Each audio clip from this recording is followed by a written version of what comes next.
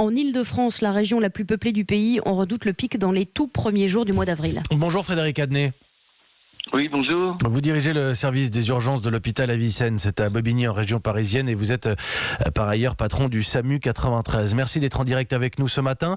Un flux très élevé de patients. En France, on attend le pic. On le disait aujourd'hui en fait. Vous en êtes où ? C'est la question prioritaire. D'où vous êtes ? Est-ce que l'hôpital va tenir ?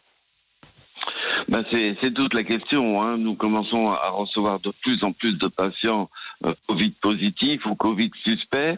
Au SAMU, la très très grande majorité des appels est en rapport avec cette épidémie, avec des malades qui présentent toutes les formes cliniques de cette maladie, du plus bénin, et on a beaucoup de malades d'ailleurs qui ont une perte de l'odorat isolés qui sont en rapport, c'est un signe qui est en rapport avec cette infection, aux cas les plus graves avec des détresses respiratoires où on est obligé d'intervenir avec des moyens lourds.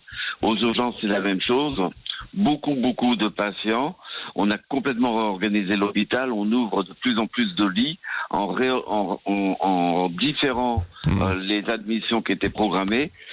Écoutez, on est très inquiet parce que on n'a pas encore une idée de la hauteur de la vague qui va nous arriver. Aujourd'hui, dans vos rangs, il faut le souligner aussi, on constate de nombreux contaminés, des médecins et personnels soignants qui sont en première ligne et donc atteints par le virus.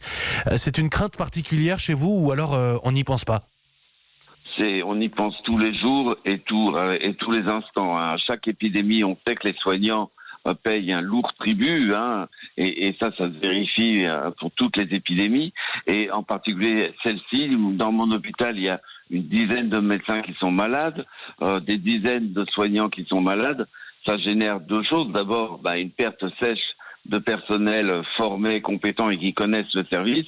Et d'autre part, ça génère, et vous en avez parlé, une crainte qui est légitime, une crainte que l'on a à chaque instant d'attraper cette maladie, avec une crainte évidemment pour sa propre vie, mais aussi une crainte de contaminer les autres, ses collègues et les patients. Évidemment. Frédéric Adnet, merci beaucoup. Merci d'avoir été en ligne avec nous en direct dans le journal de 7h d'Europe 1 ce matin. Je le rappelle, vous êtes le patron du SAMU de la Seine-Saint-Denis et directeur des urgences de l'hôpital Avicenne à Bobigny.